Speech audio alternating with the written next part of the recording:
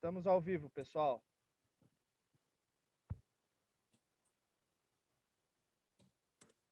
Bom dia a todos.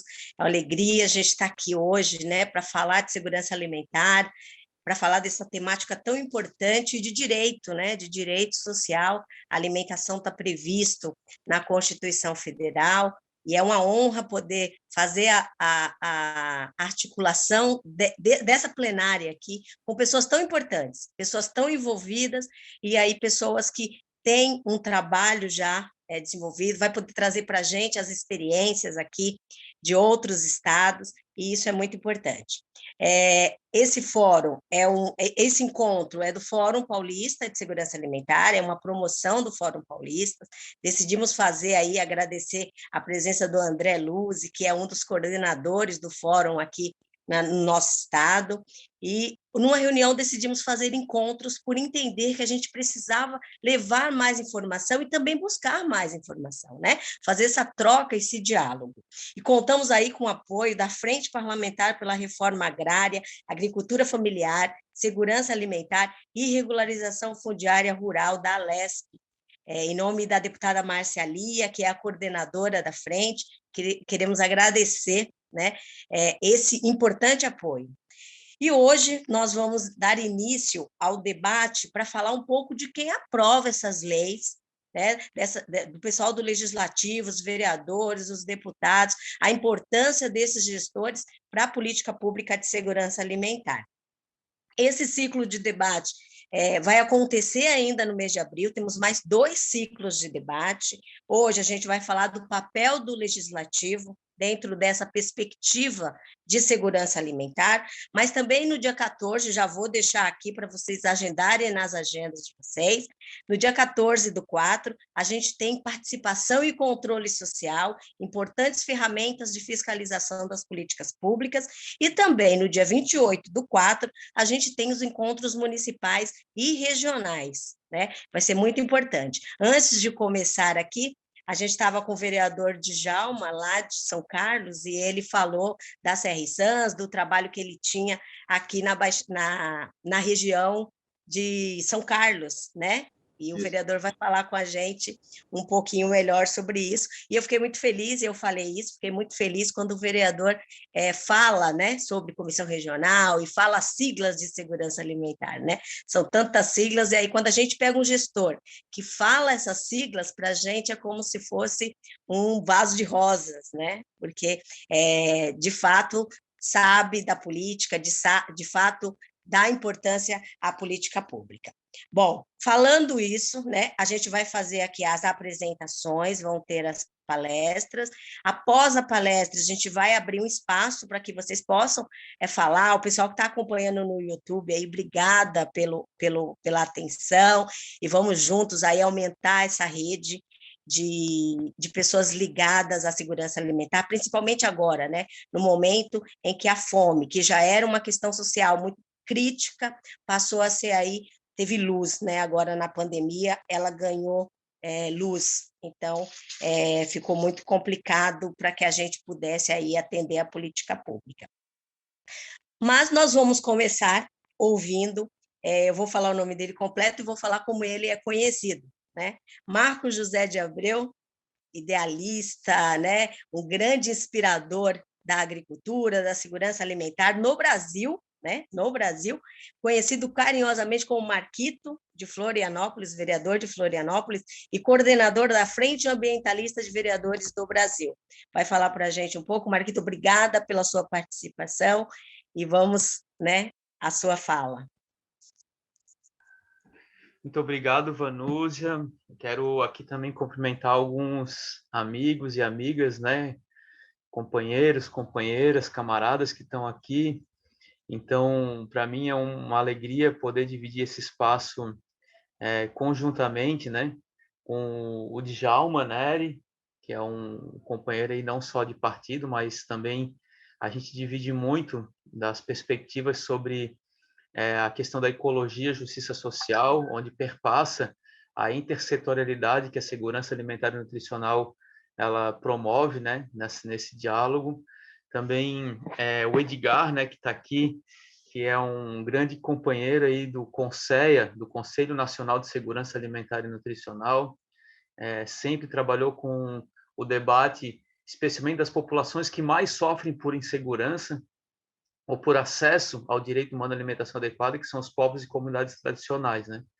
Então, me sinto aqui bem à vontade, especialmente também por ter, né, o fórum ter também o apoio da Frente Parlamentar da LEP, da LESP, desculpa, que traz justamente um debate que, historicamente, né, a gente teve aí o Simão Pedro, que foi um deputado que, inclusive, abriu uma CPI na ocasião sobre a questão da segurança alimentar, levantou debates importantes aí no estado de São Paulo, né, e demonstrou o quanto que a segurança alimentar e nutricional é tema fundamental, né? Então, me apresento rapidamente, eu já estive, né, na atuação diretamente a partir da sociedade civil, então atuei no CEPAGRO, que é uma organização da sociedade civil que atua no campo da promoção da agroecologia no campo e na cidade.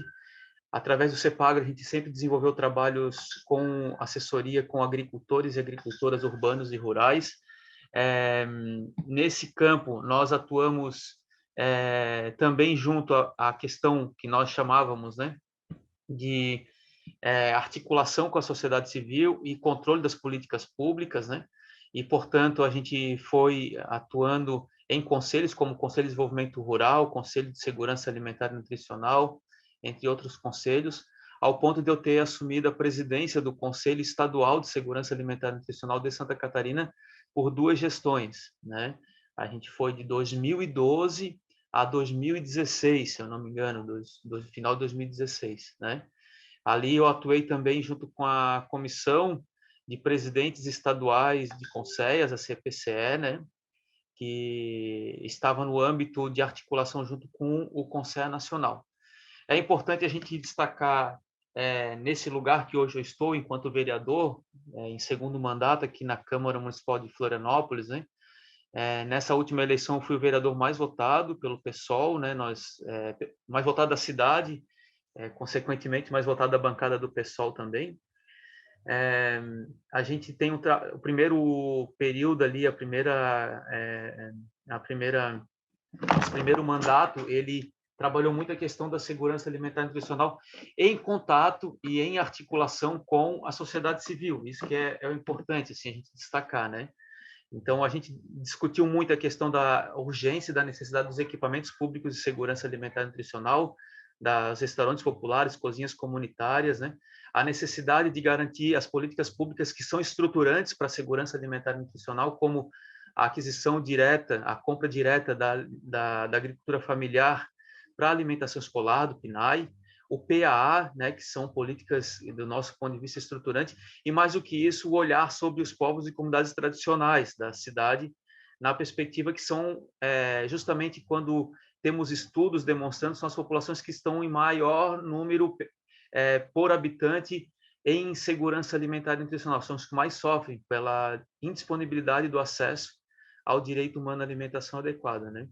Então, nessa perspectiva, o mandato ele se organizou adequando a legislação municipal junto ao Sistema Nacional de Segurança Alimentar e Nutricional. A gente reinstalou o CONSEAS municipal aqui em Florianópolis, né? Justamente num período ali que veio pós o golpe da Dilma, né? A gente adentrou por período eleitoral, o governo ou desgoverno Bolsonaro, no seu primeiro ato, né? Ele destitui o CONSEA, ele desmonta o CONSEA ali já no primeiro dia de mandato. Não sei se vocês estão com certeza eu sei que a gente está aqui num grupo que compreende essa tamanha desmonte dessa política, né? E a gente tem que destacar isso, né? Por que que um primeiro ato, um primeiro dia, né? A gente tem justamente a partir de uma medida provisória a destituição de vários conselhos, né? E para quem conhece sobre política pública de segurança alimentar e nutricional, sabe que só temos política pública no campo da segurança alimentar e nutricional se a gente garantir os elementos que constituem o sistema de segurança alimentar e nutricional, que é o conselho, que é a Câmara Intersetorial, composta por representantes do governo, que é um plano municipal, ou um plano estadual, ou um plano nacional, e as conferências, que é onde participa no seu bojo a grande diversidade do ponto de vista da sociedade civil.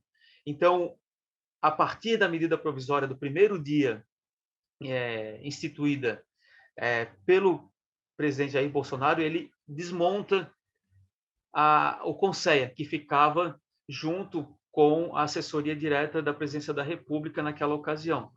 E isso acaba desmontando completamente o sistema, fazendo com que o movimento em defesa da segurança alimentar e nutricional precise se articular para garantir o Conselho, coisa que não conseguiu, né? Naquele momento até conseguiu retirar da medida provisória, mas depois foi desmontado o Conselho. E, num segundo momento, também atuar para que esse desmonte ele não fosse reverberado nos estados e municípios, que é muito difícil quando não tem uma mensagem clara, né, do ponto de vista da gestão pública nas suas 3 esferas do Pacto Federativo, que a gente não consegue garantir essa política de forma ampla.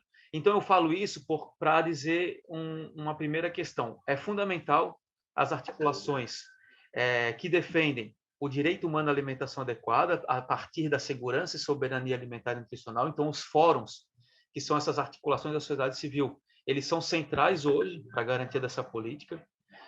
Segundo, é fundamental a gente ter o amparo em políticas públicas no âmbito estadual e municipal, tendo em vista o desmonte dessa política no âmbito federal. E é fundamental compreendermos que esse período de crise profunda, né, que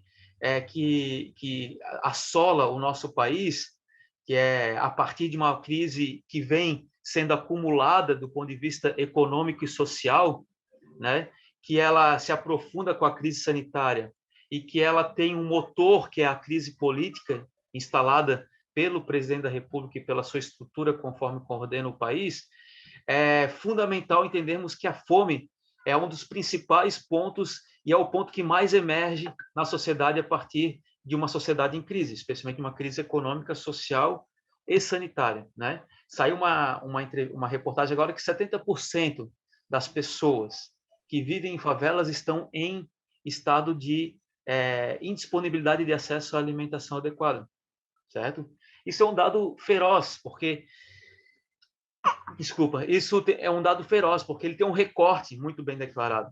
E quem é essa população da favela? São negros e negras, são pessoas que, com certeza, também têm sofrido o impacto da evasão escolar, com certeza têm sofrido o impacto de não desenvolver suas atividades econômicas, porque são trabalhadores e trabalhadoras informais ou desempregados, né? E, com certeza, são pessoas que dependem das políticas públicas para conseguir reproduzir a vida. Então, é fundamental entendermos isso. E a fome é o primeiro ponto. Por isso, a gente, resgatando um pouco do histórico que deu origem ao movimento de garantia do direito humano à alimentação adequada, que era chamado de uma política de combate à fome, né?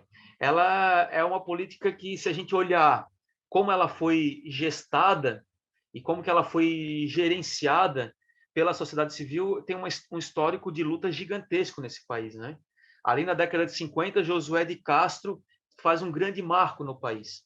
Josué de Castro fala, a fome não é algo espontâneo. A fome é resultado de um modelo socioeconômico de acumulação e que esse modelo socioeconômico que caracteriza esse país, que tem um histórico desde do seu processo de colonização, ele é o promotor da fome no país.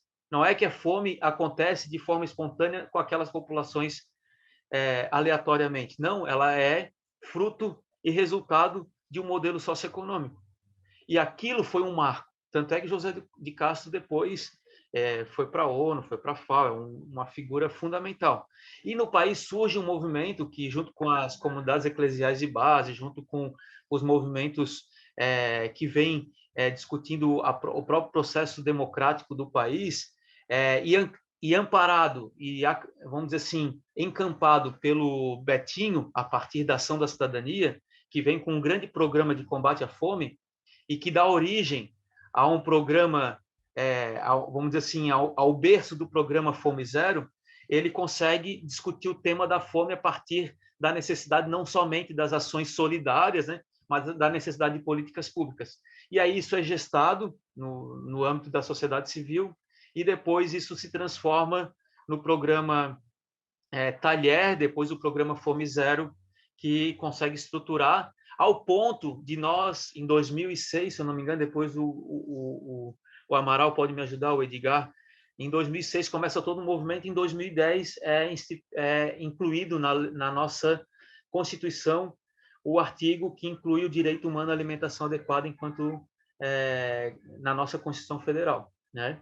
Então, assim, trago isso para a gente observar, né, nesse momento da história que estamos vivendo, que é um momento trágico, um momento perigoso, um momento onde as políticas públicas justamente que garantem justiça social e que garantem o mínimo para que a sociedade não entre numa ruptura gigantesca do ponto de vista do acesso, dos direitos, né, e da garantia de uma vida plena, é fundamental falarmos sobre a fome, né? Falarmos sobre o direito humano à alimentação adequada, falarmos sobre segurança e soberania alimentar. O atual cenário ele é devastador, porque a gente tem aí a ausência de acesso e de política pública para a agricultura familiar, para toda uma política voltada para os povos e comunidades tradicionais, indígenas, quilombolas, ribeirinhos, pescadores, pescadoras artesanais e assim por diante, né? A gente tem um cenário onde que o programa de aquisição de alimentos foi totalmente destruído, onde nós não temos quase que zerada a política de acesso a crédito, fomento e apoio para a agricultura familiar, para os pequenos agricultores, que são a base de uma produção de alimentos para a garantia do direito humano à alimentação adequada, porque eles é que produzem alimentos que dão origem à mesa dos trabalhadores e trabalhadoras desse país, né? Não é o agronegócio que faz isso, muito pelo contrário.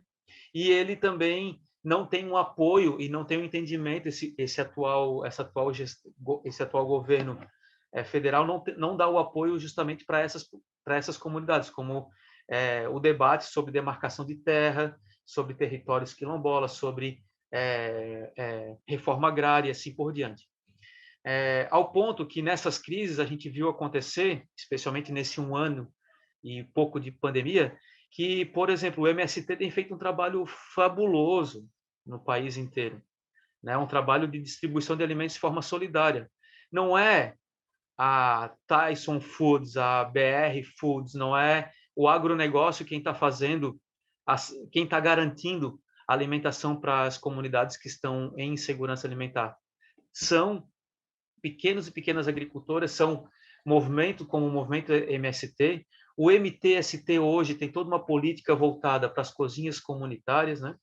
Então a gente percebe que é preciso garantir institucionalidade do ponto de vista do debate nosso. Então eu trago aqui para que as câmaras de vereadores, que os governos municipais, que as assembleias legislativas, que os governos estaduais, eles assumam a agenda da segurança alimentar e nutricional diante do desmonte dessa agenda no governo federal. É fundamental demarcar esse ponto. O segundo, para garantir esse tipo de política, não é somente garantir o alimento como cesta básica e o acesso à alimentação, mas como a segurança alimentar e nutricional é uma política intersetorial, onde a gente precisa dialogar com a questão da agricultura, com a questão da política de assistência social, com todo o sistema único de saúde, né? Com a promoção sobre a pesquisa científica nesse campo, é fundamental que a gente entenda que as políticas devem conversar. E, para isso, a gente precisa ter política voltada para a agricultura familiar e povos e comunidades tradicionais, né?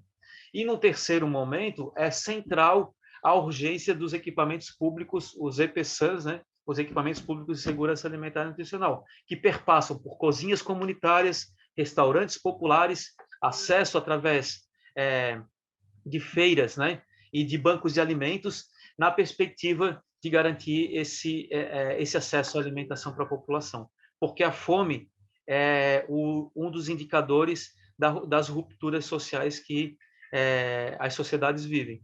E a gente vê uma crescente, uma escalada gigantesca da inacessibilidade ao direito humano à alimentação adequada, né? Faço essa minha primeira fala numa perspectiva de a gente trazer o debate aqui, e ela está muito alinhada justamente na necessidade de entendermos a segurança alimentar como um setor intersetorial, como uma atuação intersetorial, e que ela precisa estar dentro das casas legislativas, dos governos municipais e das casas legislativas municipais e federais, e estaduais, desculpa. Muito obrigado. Obrigada, Marquito, pelas palavras. Quando você coloca que o artigo 6º da Constituição Federal traz a alimentação como direito social e que cada ente federado tem a sua responsabilidade, né? Aí prefeitos, vereadores, deputados dentro das suas esferas, independente do que o governo federal fizer. Então, é muito importante esse alerta, né? De que cada ente federado tem a sua responsabilidade no território de construir essa política pública, essa política de acesso que o Marquito trouxe muito bem elencado aqui para a gente.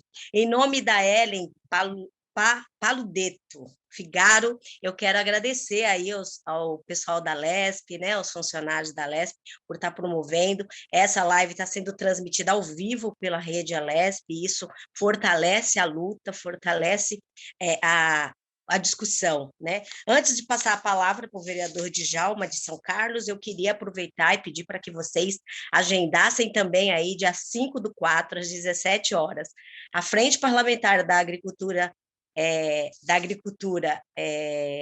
e da Segurança Alimentar, que é essa aqui que está nos apoiando nesse importante evento, e também a Frente Parlamentar Ambientalista pela Defesa das Águas e Saneamento, vão fazer um ciclo de debates também no dia 5, para discutir produção de alimentos. Estamos falando aqui de produção de alimento, uso de agrotóxicos. O vereador trouxe esse histórico, né? Muito bem, né? Trouxe isso muito bem para a gente contextualizar aqui nas discussões. Então, o ciclo de debate de produção de alimentos saudáveis e regeneração socioambientalista, vai estar lá o deputado federal Nilton Tato, relator do PENAR aqui em Brasília, né? A professora Larissa Bombardi e o Paulo Peterson. Então, esses vão ser os debatedores desse importante tema. Coloquem aí nas suas agendas. E agora, quero passar a palavra para o vereador de São Carlos, vereador Djalma Neri. Muito obrigado pela sua participação, por aceitar o nosso convite. A palavra é com o senhor. Bom dia, Vanúzia. Bom dia a toda a companheirada que nos assiste, nos acompanha. Bom, quero primeiro agradecer ao convite de estar aqui com vocês, em especial a indicação, né, que foi feita pela companheira Terezinha Arruda, que é analista da Embrapa Instrumentação aqui em São Carlos, e que inclusive por várias vezes foi nossa conselheira aqui, titular, né, da CR-Sans Central aqui no Conceia, e uma função que inclusive eu também ocupei por um biênio, né? Quero cumprimentar também os companheiros e companheiras que estão aqui nessa mesa virtual, dessa importante atividade, a deputada Marcelia, que está chegando daqui a pouco, né, da vizinha Araraquara, querido companheiro aqui de longa data, o Marquito, vereador mais bem votado de Florianópolis. Quero cumprimentar aqui a Vanúzia, o André, a Ellen e todo o pessoal também da parte técnica e administrativa que colaboraram para viabilizar esse importante debate. Então, para me apresentar bem rapidamente, né, meu nome é Djalma Neri, eu sou graduado em Ciências Sociais pela Unesp, em Araraquara, e mestre pelo Programa de Ecologia Aplicada da USP, em Piracicaba. Sou fundador também de uma entidade ambientalista do terceiro setor, né, com atuação nacional, se chama Associação Veracidade, trabalha com a difusão da agroecologia e da permacultura, em especial no contexto urbano. Também sou professor da rede estadual de ensino, agora afastado, né, em razão dos novos desafios, e vereador de primeiro mandato aqui em São Carlos, pelo PSOL, né, numa proposta de mandato popular coletivo, com um grupo de pessoas dirigindo aí os rumos desse nosso espaço representativo.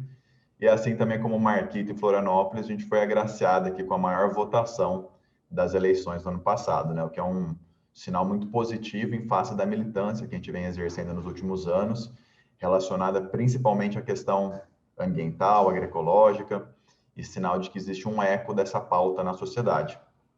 Já no início, né, da legislatura, a gente assumiu aqui a presidência da Comissão de Meio Ambiente e Proteção Animal da Câmara Municipal de São Carlos, e a partir dela a gente tem debatido e elaborado políticas públicas relacionadas também à questão da soberania alimentar aqui na nossa cidade, né? Bom, eu quero começar relembrando aqui uma efeméride que foi mencionada hoje nas redes sociais pelo querido jornalista Cirilo Braga, né? Ele lembrou que hoje, 31 de março, o calendário São Carlense oficial, ele registra a comemoração do Dia Municipal da Merendeira, que foi instituído pela Lei Municipal 8767, de 19 de maio de 1982. Tradicionalmente, essas servidoras no ambiente escolar, elas recebem homenagens do município em reconhecimento ao seu trabalho. Agora, né, em razão da pandemia, impossibilidade de aglomeração, não houve nenhuma solenidade nesse sentido. Aqui em São Carlos, né, nós temos 230 merendeiras trabalhando na rede municipal de ensino, e eu queria aproveitar esse pequeno espaço aqui para deixar uma singela homenagem a elas nesse dia.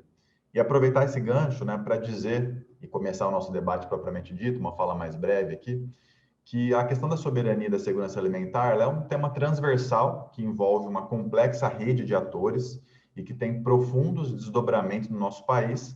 A exemplo da questão da rede pública de ensino, né, que num país pauperizado como o nosso, vitimado agora por uma crise sem precedentes, a escola pública ela é um esteio, né, para muitas famílias em situação de vulnerabilidade.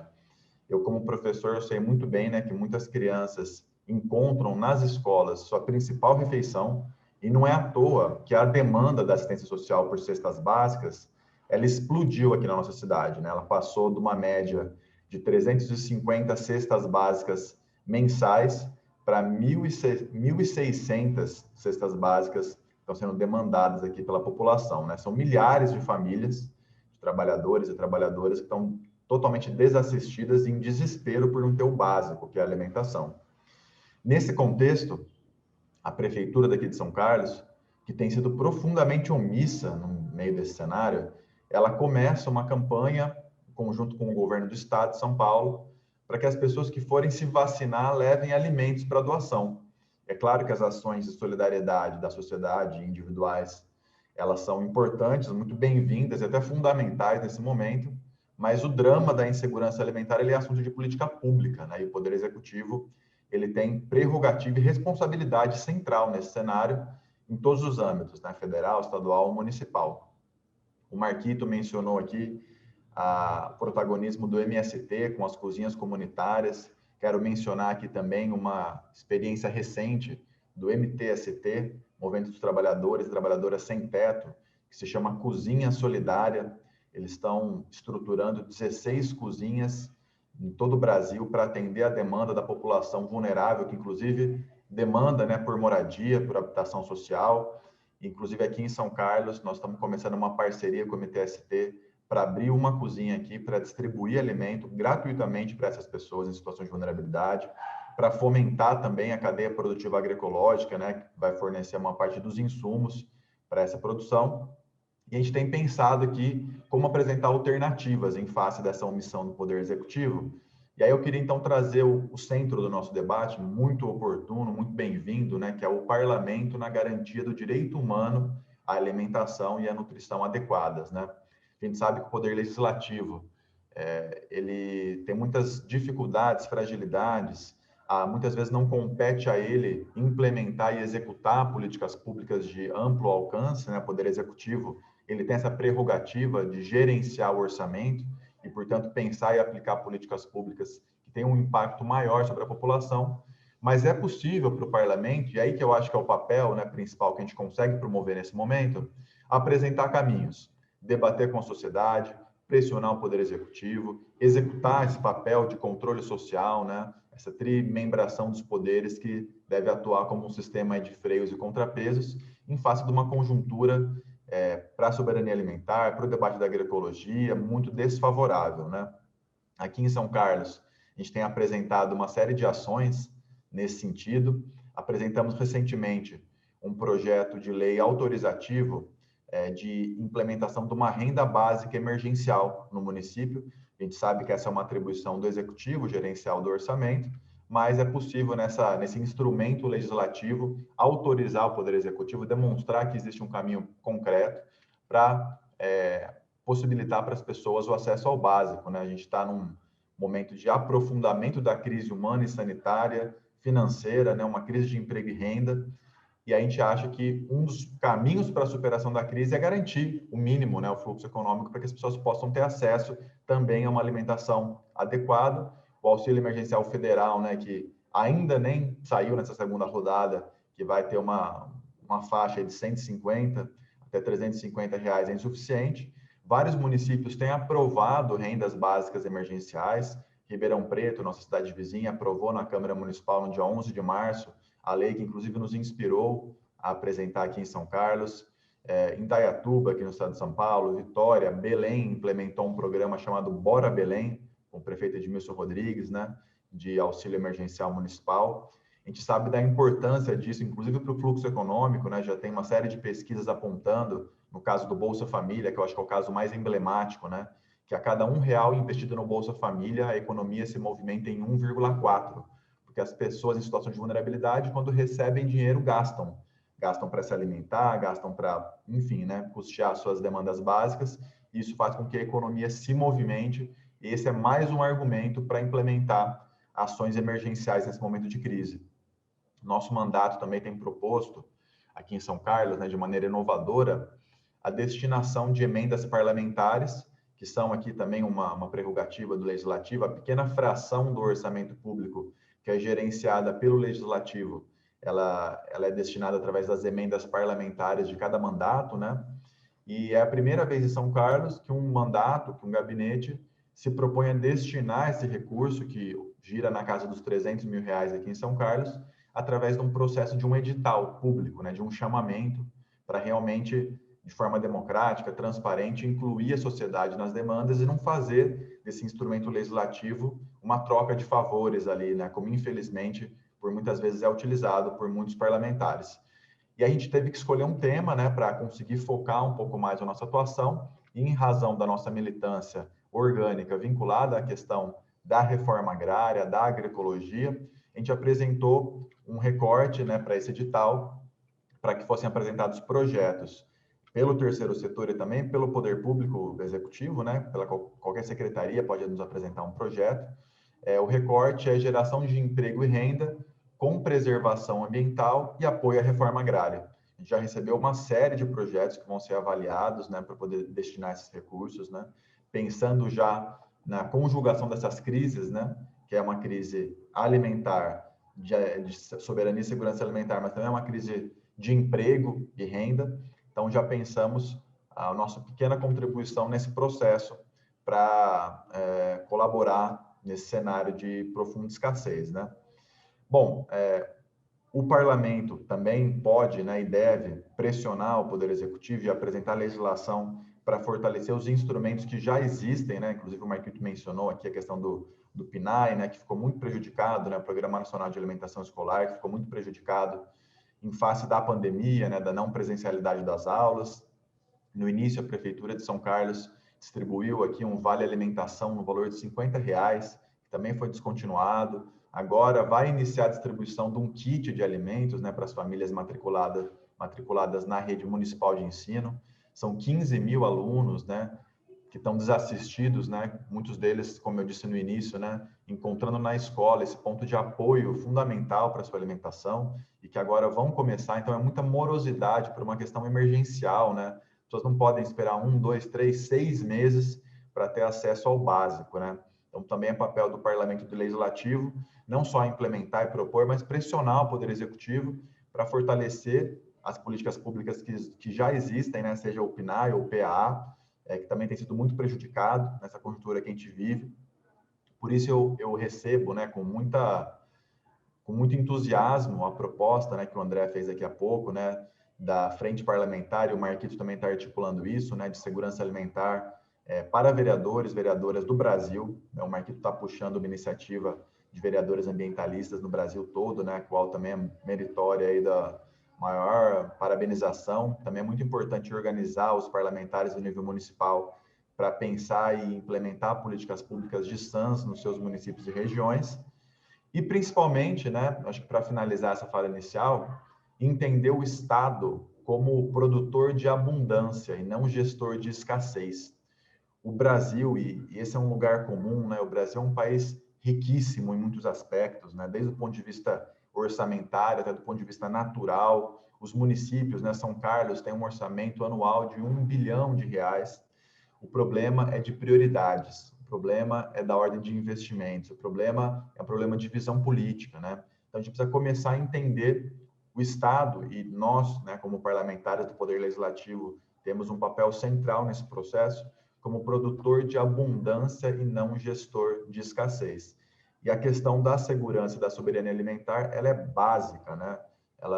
Ela faz parte do debate fundamental para a gente poder pensar qualquer outro tipo de política pública que venha atender os setores mais vulneráveis da sociedade, que devem ser especialmente observados e atendidos por políticas públicas. Então, quis apresentar um pouco do que a gente tem feito aqui em São Carlos, vou ficar aqui à disposição para o nosso debate e agradeço novamente aqui o espaço, o convite do pessoal, da Lesp, estou à disposição. Muito obrigado. Obrigada, vereador, ótima reflexão, né? E já saímos daqui com uma lição de casa, né, vereadores? Aí de montar essa frente parlamentar envolvendo esses vereadores que lutam pela causa tanto ambiental como de segurança alimentar, com certeza vai ser muito importante no cenário que a gente está vivendo hoje, e que esse cenário que estejamos vivendo hoje sirva de exemplo, né? E sirva de lição para que a gente possa aí construir políticas públicas.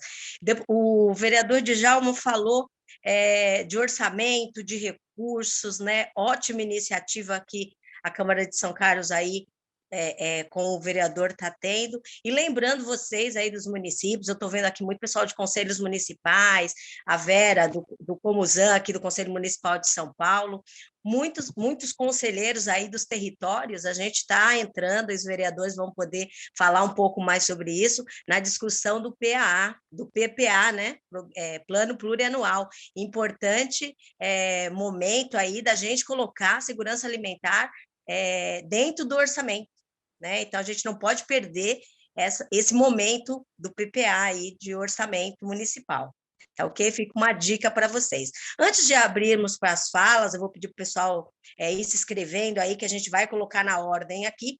Eu queria agradecer os deputados Marina Elou, o deputado Maurici também, junto com a deputada Márcia Lia, que assumem aí as frentes parlamentares da afeta a segurança alimentar. Isso é muito importante para a gente. Quero passar a palavra, a deputada Márcia Lia entrou na sala agora, quero passar a palavra para ela e já agradecer o apoio ao fórum por esse importante evento. Muito bom dia a todos e a todas. Muito bom dia à coordenação do Fórum Paulista de Segurança Alimentar, dizer do prazer de estar aqui conversando com vocês, dizer da importância deste debate que nós estamos fazendo aqui com vocês. Quero cumprimentar todos os participantes, cumprimentar o vereador Marquito, cumprimentar o vereador Djalma, e dizer que é muito fundamental que nós, que estamos hoje à frente de mandatos, tenhamos a possibilidade de debater questões que nos são tão importantes a nível municipal, estadual e nacional. Hoje, todos sabemos, é dia 31 de março, um dia muito triste na história brasileira, um dia onde nós fomos marcados por um ato que estabeleceu um golpe de Estado que culminou numa ditadura de mais de 20 anos. Há 57 anos atrás, nós vivemos um ato que suprimiu direitos, que suprimiu garantias individuais e garantias de direitos coletivos e que fez muito sangue rolar, muita gente morrer, muita gente ser torturada, e nós não queremos ditadura nunca mais. Então, dito isso, eu penso que os nossos espaços de fala têm que ser, no dia de hoje, do enfrentamento a esse momento grave, gravíssimo. O país nunca teve um momento tão difícil nos últimos tempos por conta dessa crise sem precedentes que nós vivemos no Brasil. De todos os ângulos que nós estamos olhando, se a gente olha na questão estrutural do país, o país está desmontado, acabando com todas as riquezas, entregando todo o nosso patrimônio. Se a gente olha na questão social, nós estamos vivendo um caos social. Foi feita uma pesquisa pela CUFA, que é a Central Única de Favelas em São Paulo. Hoje, 70% das pessoas que vivem em comunidades em favelas não têm como comprar comida. Nós estamos vivendo um caos gravíssimo, e falar de segurança alimentar nessa pandemia, nesse momento de caos social, nesse momento de desespero do povo brasileiro, onde, no dia de ontem, o senhor presidente da República, que eu não quero citar o nome dele aqui, ele tentou novamente, para deflagrar, provavelmente no dia 31 de março, né, um novo ato, um estado de sítio, uma declaração de estado de emergência, para poder assumir amplos poderes e fazer aquilo que ele pretendia fazer. Graças a Deus, foi graças ao parlamento, foi graças à força, à luta e à resistência dos nossos parlamentares no Senado e na Câmara Federal que nós conseguimos impedir. E também graças àqueles que criaram o monstrinho e agora estão sendo engolidos pelo monstrinho, que são os generais, que são aqueles que controlam as Forças Armadas desse país. Mas, dito isso, né, dizendo ditadura nunca mais, eu quero entrar propriamente no assunto que nós estamos debatendo aqui. A nossa proposta é de que a gente fortaleça os nossos espaços de fala, de luta, de resistência, em todos os espaços que nós pudermos. Os movimentos estão se organizando e nós temos que, a partir das câmaras municipais, dos legislativos municipais e também do Congresso Nacional, nós temos que fortalecer a luta em defesa da agricultura familiar, da reforma agrária e da segurança alimentar. Nós não podemos viver num país rico como é o Brasil, que transforma a cada dia mais os ricos em mais ricos e os pobres em miseráveis. Nós não podemos aceitar que o nosso povo passe fome. Nós temos que exigir o auxílio emergencial, nós temos que exigir vacina, nós temos que exigir que esse governo seja destituído para que nós tenhamos um amplo debate nacional e que a gente possa ter eleições diretas novamente para a gente escolher de forma correta, porque a eleição do Bolsonaro ela não foi feita de forma correta e nós sabemos disso. Por mil coisas, pela Lava Jato, pela forma como conduziram a condenação do presidente Lula, tudo isso está vindo à tona. Mas nós não podemos esperar, 2 anos é muito tempo. O nosso povo vai morrer de fome. Então, nós temos que nos fortalecer e criar uma frente nacional de vereadores, vereadoras, deputados e deputadas que faça o debate nacionalmente da importância da segurança alimentar, da importância das pessoas não passarem fome, da importância da gente termos os programas tão importantes como o PAA, como o PENAI, que foram... O PAA praticamente acabou. Eles não terminaram com o nome do programa, mas eles tiraram recursos, muito dinheiro, muito recurso do orçamento.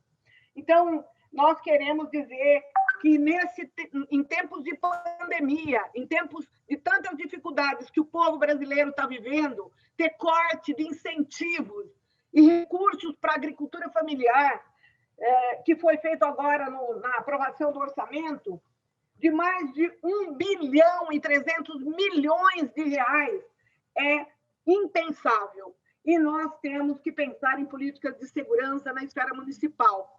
Eu tenho um exemplo muito interessante, que é o que acontece na cidade de Araraquara.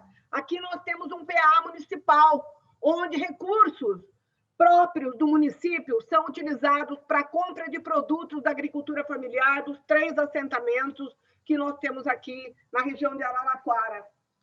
E E nós temos proposto para outras cidades também que possam elaborar um programa, aprovar uma lei na Câmara Municipal para termos um PA municipal. E também a gente quer fortalecer através dos nossos deputados federais. Nós fizemos uma conversa com os companheiros do MST essa semana, no começo da semana, onde nós tiramos como linha de trabalho o fortalecimento do PA, o fortalecimento e a luta em defesa de que mais recursos sejam disponibilizados para o Programa de Aquisição de Alimentos Nacional, né, para que a Conab possa aprovar projetos e que eles possam fazer com que o nosso povo tenha mais condições de produzir e também baratear os alimentos para que o povo que está desempregado possa ter acesso a esses alimentos. Então, para nós, é fundamental, e nós estamos há 6 anos, desde o primeiro dia na Assembleia Legislativa de São Paulo, nós criamos uma frente parlamentar em defesa da reforma agrária, da agricultura familiar e da segurança alimentar, porque nós entendemos que, dentre tantas pautas importantes que nós temos no Brasil, como a saúde, a educação, a alimentação e alimentação de qualidade, alimentação acessível a todos e a todas, é imprescindível. Então, eu quero dizer para vocês que eu comungo da mesma orientação que o presidente Lula deu quando ele iniciou o mandato dele em 2003, que disse que se as pessoas conseguissem se alimentar 3 vezes por dia, o café da manhã, o almoço e o jantar, ele sairia, depois de 4 anos, com o sonho dele realizado. Eu pretendo muito mais que isso. Eu quero ver muitos programas restabelecidos, mas a segurança alimentar é um debate fundamental. Então, eu quero colocar o nosso mandato à disposição de vocês todos, colocar a nossa experiência desses anos que nós temos fomentado a criação de cooperativas, de associações, de cooperativas,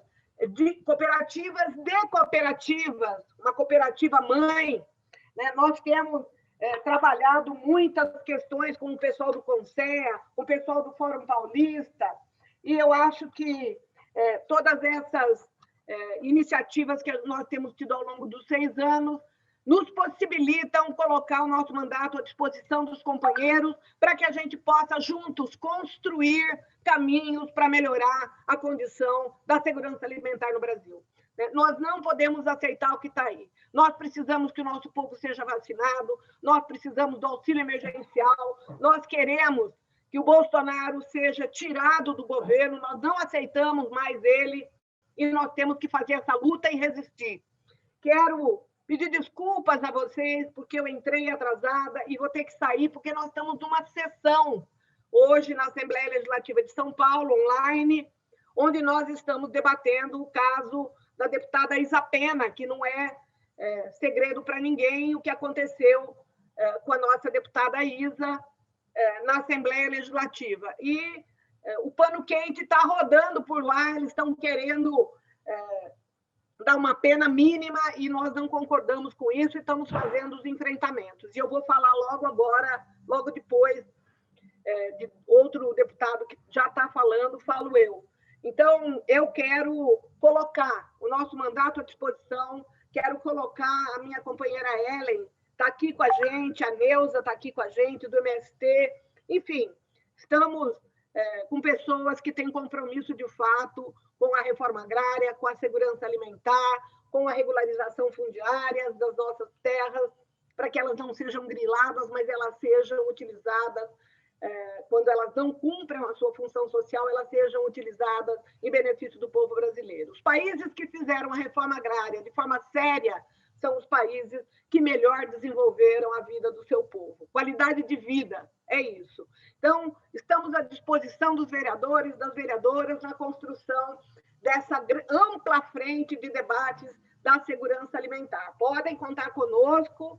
Um grande abraço a todos, um bom debate para vocês e saibam que a luta de vocês é a nossa luta e que a gente caminha de mãos dadas e ditadura nunca mais. Deputada, muito obrigada. Antes da senhora sair, né, para os seus compromissos, queremos agradecer a sua importante fala de manutenção da participação social e controle social. Né? Isso é muito importante e a gente quer agradecer aqui a sua fala nesse sentido, né? Que a gente não podemos perder esses nossos espaços de fala. E vocês, deputados e vereadores, são os nossos representantes e as pessoas que vão lutar aí. Contem com a gente também aqui do fórum, com certeza. Ok? Muito obrigada pela sua participação. Obrigada, um abraço. Bom, gente, seguindo aqui, né, depois das falas inspiradoras da deputada de que a gente não pode desistir, né? A luta está aí, é persistente, e a gente tem que estar aqui nos nossos espaços. O pessoal já está pedindo a fala aqui, vereadores, então já vou abrir, e aí eles vão fazer as perguntas, a gente vai... aí a gente passa para os dois responderem, ou para quem eles direcionarem, tudo bem? Vera, do Comusan, aqui de São Paulo, Conselho Municipal de Segurança Alimentar, por favor, bom dia, Vera. Bom dia a todas e todos. Acho que é importantíssimo esse ciclo de... Vocês estão conseguindo me ouvir? Que às vezes o meu... Tá? Então tá bom. Meu áudio dá umas picotadas. Então, e muito importante estar com vocês, vereadores, aqui, que representam e levam a questão da segurança alimentar, né, dentro do parlamento, e muito importante também saber, né, dessa instituição da Frente Parlamentar, né, que congregue aí as várias frentes de segurança alimentar e nutricional, porque a nossa aqui do município, infelizmente, não conseguiu ter, né, uma atuação mais efetiva nesse processo da pandemia. A nossa frente parlamentar, ela foi criada em 2006, aqui do município de São Paulo, pela vereadora Lucila Pisani, do PT na época, e foi reativada, né, em 2018, a pedido da Ação da Cidadania contra a Fome, a Miséria e pela Vida, e do Conselho Municipal de Segurança Alimentar e Nutricional pela vereadora na época, Sâmia Bonfim. A frente, ela está meio desarticulada, então eu acho que é muito importante essa constituição desse grupo para fortalecer e, de alguma maneira, contribuir para que os vereadores dos vários municípios possam entender o que significa e como atuar, né, por meio das frentes. Então, essa é um elogio, mas eu tenho algumas questões. Uma das questões é como que dentro do parlamento municipal a gente pode, né, os vereadores podem, de alguma maneira, contribuir para o fortalecimento do sistema de segurança alimentar e nutricional, sistema nacional, né, que, como vocês mesmos colocaram, teve aí um baque com a questão da extinção do CONSEA, entre aspas, né, e então essa é uma das questões. A segunda questão é a minha preocupação com relação a essa questão das emendas parlamentares. Nos preocupa porque muitas vezes a gente está dando, né, suporte para algumas ações que teriam que ser política pública do município. Como é que a gente consegue, via o parlamento municipal, né, realmente implementar, né, as políticas que, inclusive, por exemplo, nós temos um plano municipal de segurança alimentar e nutricional no município de São Paulo, uma política municipal, né, instituída por lei, por decreto, com decreto e tudo mais. E temos uma dificuldade imensa de implementar as ações que estão previstas lá, né? Nós tivemos aqui uma experiência muito exitosa, que foi a da implementação da Lei de Inserção de Orgânicos na Alimentação Escolar, né, que veio do parlamento, né, e que conseguiu ser instituída. E a gente sabe das dificuldades que a gente tem para que o parlamento traga a implementação de leis, né, no município. A gente fica muito dependente do que é proposto pelo executivo. Então, como que vocês veem essa possibilidade, né, no parlamento? Eram essas as questões. Obrigada.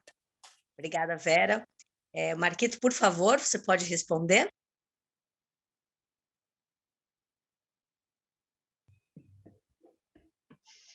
Muito obrigado. Vanusa, obrigado, Vera, pelas questões. Eu acho que parte do que a Vera colocou, né, ela parte um pouco assim das nossas próprias, da nossa própria fala ali, né? Acho que a gente já traz um pouco dessas questões, né, bem colocadas. Eu particularmente compreendo, enquanto atuação parlamentar municipal, esse lugar, né, que a gente se coloca, especialmente em mandatos como o nosso, mandatos na perspectiva popular, né, eles estão sempre trabalhando em conjunto com esses instrumentos de controle social, né? Então, essa última etapa que a Vera coloca, que é como a gente sai desse lugar que tem toda uma dedicação da sociedade civil com o governo, através do processo de conferência, elabora as propostas. Essas propostas dão origem ao documento base para a elaboração do plano, né? O plano ele tem ali muito bem definido as ações, as metas, né? E nem todos os planos, mas parte dos planos tem também a dotação orçamentária prevista, né? E a gente não consegue implementar essas ações que estão colocadas, que foram construídas dentro da perspectiva do que a gente acredita, de vamos dizer assim, de um processo que desencadeia a participação social e a construção de um plano que vai para além de um programa de governo, por exemplo, né? Então, é um grande desafio, e cada vez mais, assim, exatamente porque a gente tem aí um déficit, e foi colocado muito bem aqui, que é um déficit sobre o processo democrático de participação e de construção de política pública, né? O processo democrático ele tem sido colocado em questionamento direto com esse desgoverno que nós temos do Jair Bolsonaro, e muitos, não somente ele, mas um conjunto bem expressivo de parlamentares no âmbito federal, estadual e municipal que seguem uma perspectiva de destruir esses processos democráticos de participação e de garantia de política pública, que estão muito mais numa perspectiva outsider, vamos chamar assim, uma perspectiva que constrói uma lei ou algo que chega de cima para baixo, que não tem nenhuma base social construída, e coloca de goela abaixo essas iniciativas, né? Então, assim, o que eu vejo é fundamental que os nossos espaços parlamentares eles sirvam para defender esse modelo democrático de construção de política pública, né? Que ele traga também processos de formação e pedagógico para a população, do entendimento da importância de garantir esses processos, né? Mas mais do que isso, que a gente consiga também, através dos espaços legislativos, ampliar essa discussão e colocar justamente os movimentos sociais, a sociedade civil, dentro do espaço parlamentar para criar o debate direto com o conjunto dos parlamentares, independente dos seus posicionamentos, né? É desafiador, nesse momento é desafiador sim, mas ele é necessário para que a gente alcance justamente essas políticas, né? Eu queria aproveitar isso para dizer algumas experiências que a gente fez na legislatura passada. Uma delas é um debate sobre o orçamento, né? No município de Florianópolis nós temos o conselho, mas não temos o plano.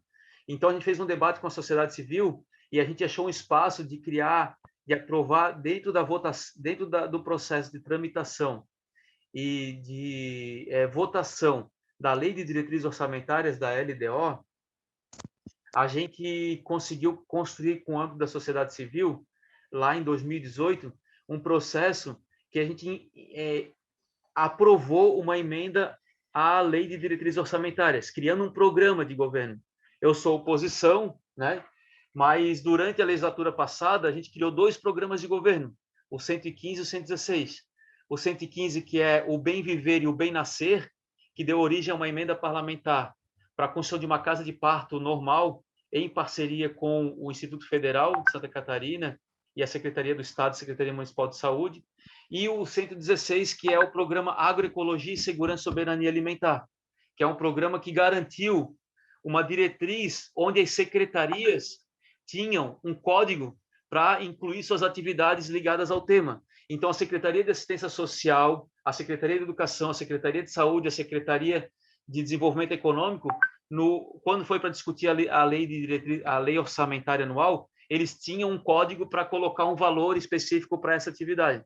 Então, a gente conseguiu fazer isso dentro do processo parlamentar, em parceria e em conjunto e articulado com o Conselho Municipal, com a sociedade civil e com as entidades que vêm nessa perspectiva, né? Então, são estratégias encontradas que a gente tem que achar esse caminho, mas sempre nessa perspectiva de garantir a participação da sociedade civil e que esses programas eles transcendam os programas de governo, que eles virem realmente políticas públicas que são políticas de Estado, né?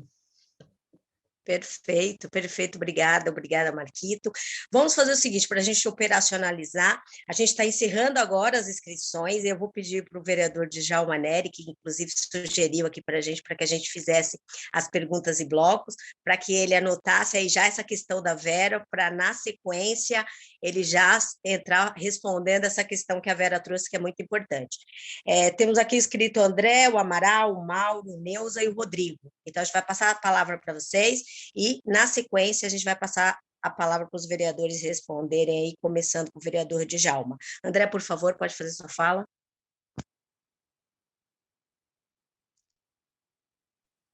Obrigado, muito obrigado. Estou mudando aqui de computador porque está muito ruim a internet.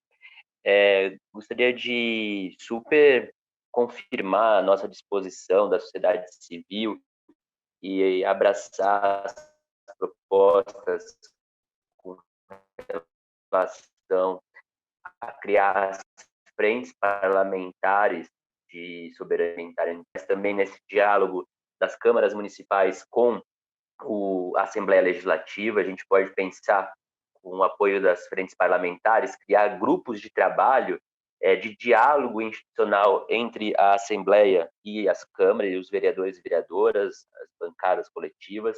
Eu acredito que a gente pode pensar muito nessa institucionalidade, que tem a ver com os assessores aqui presentes e os vereadores aqui presentes também. Como é que eles imaginam que poderia ser esse diálogo com a LESC, assim como com a Frente Parlamentar de Segurança Alimentar e Nutricional do Congresso, da Câmara dos Deputados em Brasília, para a gente poder também fazer essa conexão e o diálogo institucional nas diferentes esferas.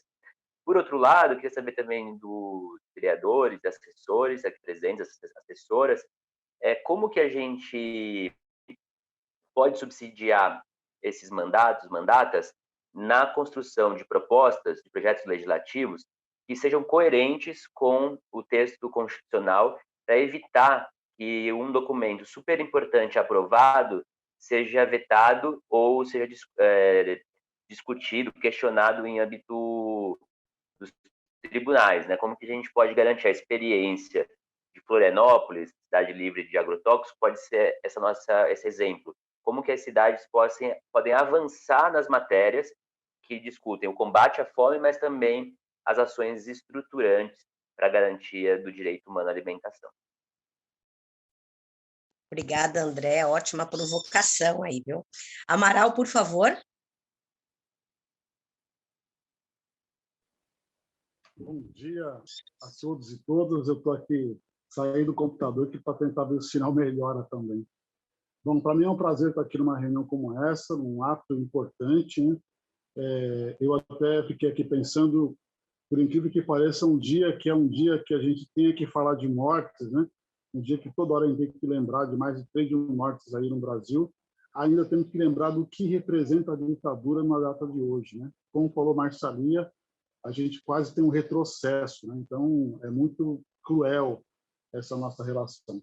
Mas eu venho dizer também que é importante ter essa reunião hoje, primeiro porque ter o Marquito, ter o vereador de São Carlos, pessoas que eu conheço, o Marquito foi conselheiro comigo no Conselho Nacional de Segurança Alimentar, é um cara super tranquilo, experiente e guerreiro, né? Então, Marquito, eu gosto de você demais, você para mim é um irmão que também pode contribuir com o Brasil nesse nosso tema, né? Então, eu queria lembrar na fala do Marquito, inclusive, que a Assembleia foi o espaço que teve o primeiro Fórum da América Latina e Caribe contra a Fome, organizado pela FAO, de qual o deputado Simão Pedro, na época, que organizou esse grande ato na Assembleia, que foi em 2007, 2010, né? E também esse espaço de hoje que nós estamos aí também foi palco de tantas outras lutas de segurança alimentar e dessa frente que foi criada lá atrás, uma frente de segurança alimentar, que inclusive essa frente criou um prêmio Josué de Castro, que São Paulo não pode deixar o governo jogar fora esse prêmio Josué de Castro, né? Agora, mais do que nunca, com tantas iniciativas, a gente tem que fazer o Estado de verdade, trazer essa semana de José de Castro, não só dar o prêmio, mas trazer a semana, que é uma semana de debate. Então, deixar registrado aqui o grande trabalho da Marçali, a assessoria dela, e nós, na Cidade Civil, juntos, a gente possa cobrar do governo que realize essa semana de José de Castro, o prêmio, que é mais um espaço de debate, né? Era colocar aqui, estamos juntos, acho que a fala do Marquito essa mesma, Cidade Civil, uma fala do André também, vai estar colado nisso. Eu sou membro dos agentes de passagem do Brasil, coordeno uma comissão que discute a fome e a segurança alimentar dentro dos APMs. Estamos aí com uma conferência popular de SAM montada para acontecer desde a época da pandemia, agora vai acontecer esse ano de forma virtual, que está o André, está eu, está gente do gabinete do Marquito também, né? Então, tem muita gente envolvida, a própria Vanusa que está aqui. Então, eu queria mais falar para o Marquito como é que ele acha, né, que nós podemos dar como é que a sociedade civil pode ajudar muito mais nessa cobrança do plano, porque o plano municipal, o plano estadual e o plano nacional de segurança alimentar, a defesa do CISAM, na verdade, acho que a pergunta é essa, a defesa do CISAM, Sistema Nacional de Segurança Alimentar, passa pela importância da articulação nos estados e municípios e passa pela cobrança de ter o plano e quem tem o plano monitorar. Então, eu queria que o Marquito pudesse falar um pouco como é que ele pode dar umas pistas de que nós, Cidade Civil, podemos colar nesses planos, né, que é importante para a defesa do CISAM, de qual a gente fez muita, e estamos até fazendo muita luta, mesmo com o fascismo do Bolsonaro, mesmo com esse genocida que nós temos aí, a resistência nossa continua firme de um Brasil melhor, de uma São Paulo melhor, de um Brasil geral melhor, um Brasil que tenha igualdade de oportunidade, né? Um Brasil que não tem esse racismo estrutural e que a gente possa realmente avançar na luta contra a fome, na luta da reforma agrária, na luta de títulos para as comunidades tradicionais quilombolas e nessa luta urbana, que nós queremos casa, nós queremos moradia, nós queremos vida digna. Então, essa fica a minha pergunta, a minha intervenção, e agradeço a oportunidade. Eu quero falar de um cara que é de São Paulo, e hoje estou morando em Salvador, e fico em Salvador, São Paulo, que se chama Milton Santos. Todas as vezes que eu falo de fome, eu lembro dele. É dele já de Castro. Eu queria encerrar minha pergunta dizendo uma fala dele que ele fez 300 anos atrás e ela serve para hoje. Então, Milton Santos, jamais houve na história um período em que o medo fosse tão generalizado e alcançasse todas as áreas da nossa vida. Medo do desemprego, medo da fome, medo da violência, medo do outro. Essa foi uma frase de Milton Santos que parece que é os dias de hoje, né? E medo desse fascista Bolsonaro, que o medo passa longe, é a nossa resistência. Obrigado. Essa fala representa o hoje mesmo, né, Amaral? Obrigada pela sua participação. Mauro, por favor.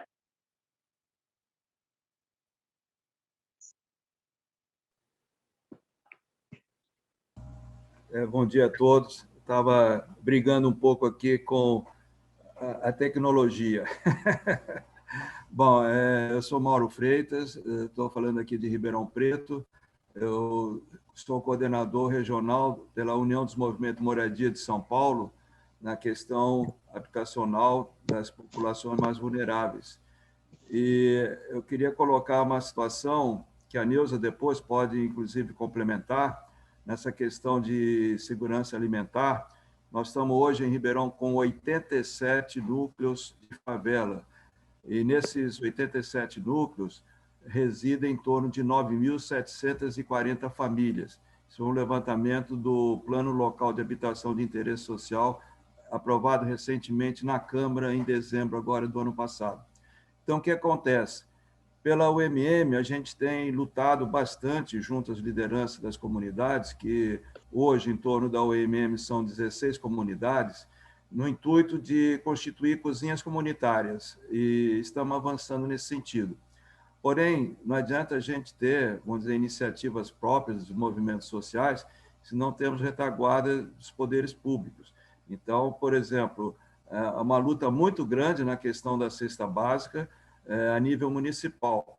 Agora, o que está dando condição de subsistência é, em grande parte, o apoio do MST, em termos de fornecimento de hortifruti, né? E também da sociedade civil.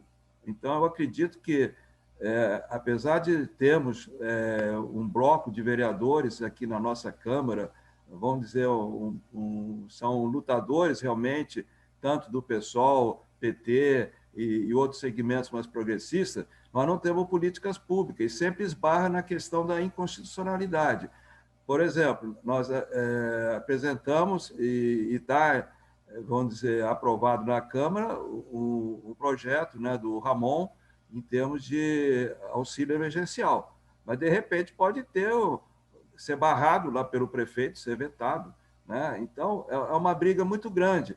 Eu acredito que nós temos que fazer um empenho muito grande na mobilização da sociedade civil, porque, sem isso, nós não temos retaguarda para implantar nenhuma política pública consistente. Eu concordo com as palavras aí do Marquito, tem que ter realmente um envolvimento maior de todos os militantes, de todos os partidos progressistas, no sentido de que, se não tivermos segurança alimentar, nós não temos condição de fazer o enfrentamento dessa pandemia, né?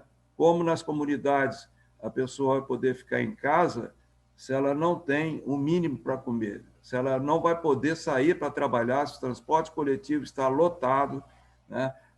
E muitas vezes você não tem aquele emprego que a pessoa já tinha, hoje, pela circunstância, ela não tem mais.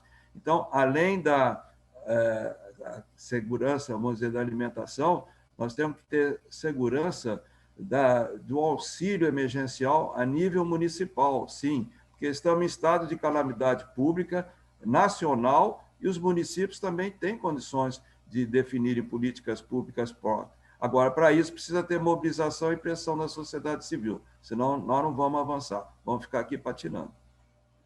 Perfeito. Perfeita colocação, Mauro, muito obrigada. Hoje nós temos 3 frentes mesmo, né? Questão social, questão econômica e questão de saúde. Isso precisa ser enfrentado. Vamos convidar a Neuza, guerreira na luta aí da reforma agrária. Por favor, Neuza.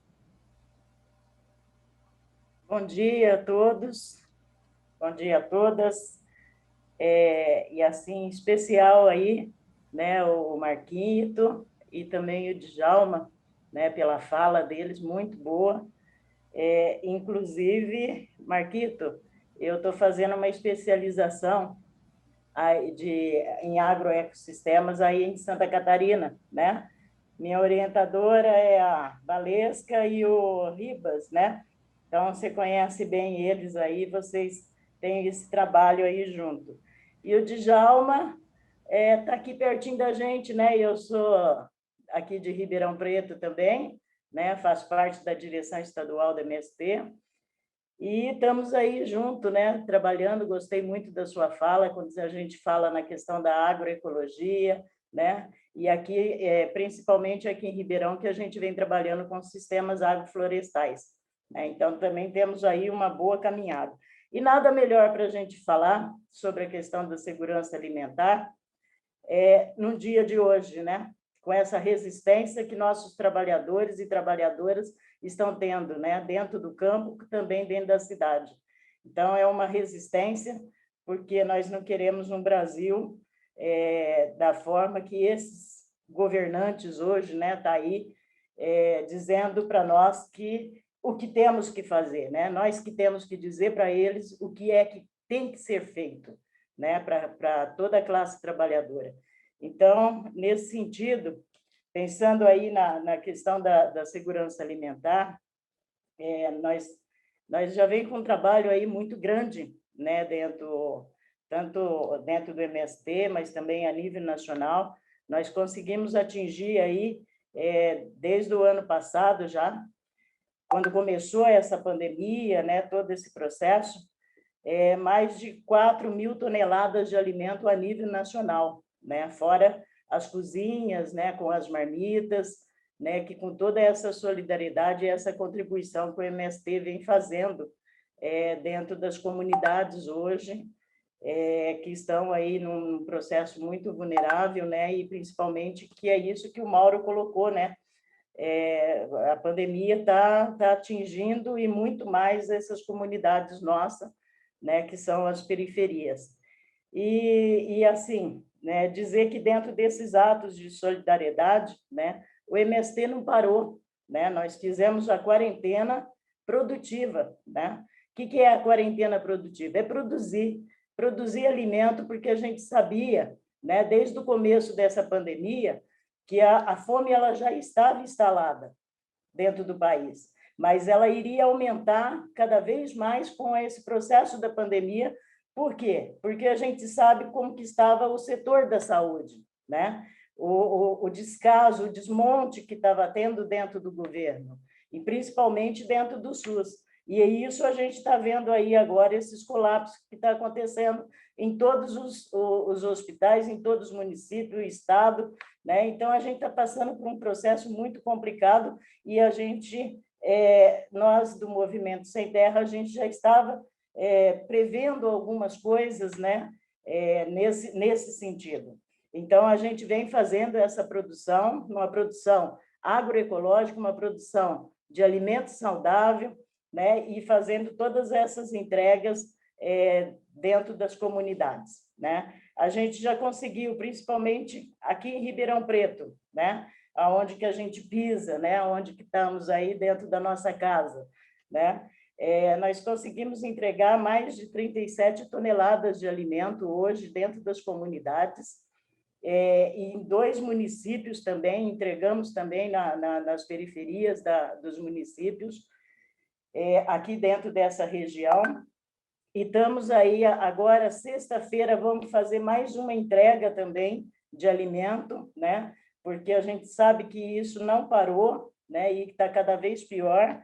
Então, estamos aí também contribuindo para que essas pessoas possam minimamente se alimentar com uma mandioca, com uma abóbora, né? Um pé de alface, que é isso que nós produzimos dentro dos assentamentos. Então, a gente está aí contribuindo também nessa questão da segurança alimentar dentro dessas comunidades carentes. E dentro disso, né, eu estou fazendo trabalho, viu, Marquito? O meu trabalho é as periferias vivas, né? Então, vai ser pegando toda essa experiência que a gente vem construindo dentro do MST, e vou apresentar isso dentro da faculdade também, para que todos os professores e intelectuais tenham o conhecimento desse trabalho que a gente vem fazendo hoje dentro das comunidades, né? Porque a fome, ela não espera, né? A fome não espera. E aí a gente não tem políticas públicas, né? A gente precisa urgentemente do PAA municipal, né? Que é essas compras diretas dentro dos municípios, porque é a única forma de garantir alimento saudável para essas famílias que hoje vivem nas comunidades, né? E também toda a sociedade em geral, que é esse o trabalho que a gente vem fazendo. Então, só queria dizer isso e um grande abraço para todos que estão aí. Conheço todo mundo, né? Muita gente maravilhosa, né? Muito queridos aí, que estão hoje discutindo essa questão da alimentação saudável, né, que nós precisamos, de fato, avançar, porque a fome não espera, né? E nós precisamos sanar essas questões dentro do nosso país. É isso. Muito obrigada, Vanusa. Um grande abraço e um grande beijo para vocês. E se cuidem, meus companheiros. Se cuidem, porque o negócio está sério mesmo. Com certeza. Neuza, a sociedade civil foi muito fundamental nesse processo, né? E a gente está assistindo isso. E parabenizo vocês aí pelas ações e obrigada pela sua participação aqui, ok? Rodrigo, por favor, Rodrigo, lá de Botucatu, já passa o seu recado aqui que você pediu para a gente, o espaço aqui no chat. Por favor, faça suas considerações. Legal, gente. Obrigado aí a todas e todos. Parabéns pelo evento. Está sendo bastante rico acompanhar aí essa reflexão sobre o papel do parlamento aí na garantia da soberania alimentar nesses tempos tão difíceis que a gente vive, né? Só para dar um informe aqui, a gente está avançando, e o André faz parte desse grupo, tem outras pessoas aqui que estão gravitando também nos grupos que estão discutindo, a política estadual de agroecologia e produção orgânica, né? Que foi construída entre 2014 e 2017, a partir de uma frente parlamentar ampla, que envolveu direita e esquerda dentro da Alesp, né? Mas essa política foi engavetada por 3 anos, quase 4 anos, e agora está sendo tirada da gaveta por pressão do legislativo novamente, articulado aos movimentos e às organizações sociais. Eu faço parte do Instituto Giramundo e a gente compõe o núcleo executivo da Articulação Paulista de Agroecologia, e temos tentado pautar essa necessidade de uma política de agroecologia, não só no nível estadual, mas também no nível local. Então, temos também alguma experiência aqui, e nesse momento nós estamos construindo em Botucatu a política municipal de agroecologia e produção orgânica, e o papel do parlamento local também vai ser fundamental, né?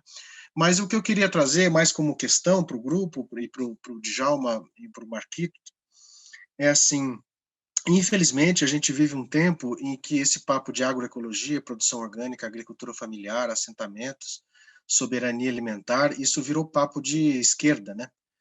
Infelizmente, né? E a direita, sempre quando ela está na cadeira, ela obstaculiza, ela deixa dentro da gaveta essas coisas que a sociedade civil e a esquerda constroem, e isso não deveria ocorrer, né? Ou melhor, a gente deveria desenvolver uma habilidade para conversar com eles, né, com a direita, sobre a importância dessas questões, e que isso não deveria ser uma bandeira exclusivamente da esquerda, né? Então, na experiência de vocês, como é que a gente pode fazer essa abordagem com a direita, não digo nem com a extrema-direita, mas com a direita, para abrir esses caminhos, né, para que eles parem de colocar pedras no nosso caminho e virem atores que contribuam no processo. Acho que esse é um grande desafio para todos nós, né? E outro desafio também é manter uma sociedade civil forte. E o legislativo estadual é um legislativo que tem mais recursos, tem verba de gabinete, tem emendas parlamentares, e eu não estou vendo isso sendo usado para fortalecer especificamente a sociedade civil, para que ela continue forte como um bastião importante da construção dessas bandeiras todas que a gente fala no âmbito da segurança e da soberania alimentar. Então, um pouco da perspectiva de vocês que estão no parlamento, como é que vocês veem essas duas questões, né? A necessidade de dialogar com a direita, e como a gente faz isso, e a necessidade também de fortalecer as organizações sociais, as organizações dos movimentos sociais, para que a gente tenha uma sociedade civil forte nesse processo tão difícil que a gente está vivendo. Obrigado. Obrigada. E a gente tem toda uma estratégia sendo montada junto com o Legislativo em São Paulo, que em um outro momento a gente pode conversar, mas é uma estratégia bem complexa para a gente conseguir que a direita não tenha como não desengavetar esse processo da política estadual de agroecologia e produção orgânica. Estamos movendo um processo que seja bastante amplo, que não dê essa margem para que esse processo continue engavetado. Então, isso é um pouco dessa observação. Obrigado, Vanusa, desculpa aí o tempo. Tchau, tchau. Imagina, obrigada, Rodrigo, pela sua contribuição. E o último, né, aqui, o Radomir, por favor, né? Vamos ouvir.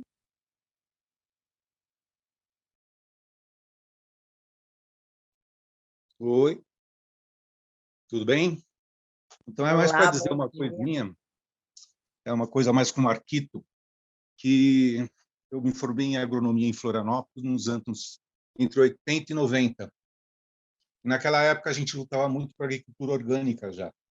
Nós tínhamos núcleos de ativistas lá, alternativos, a gente era alternativo na época, né?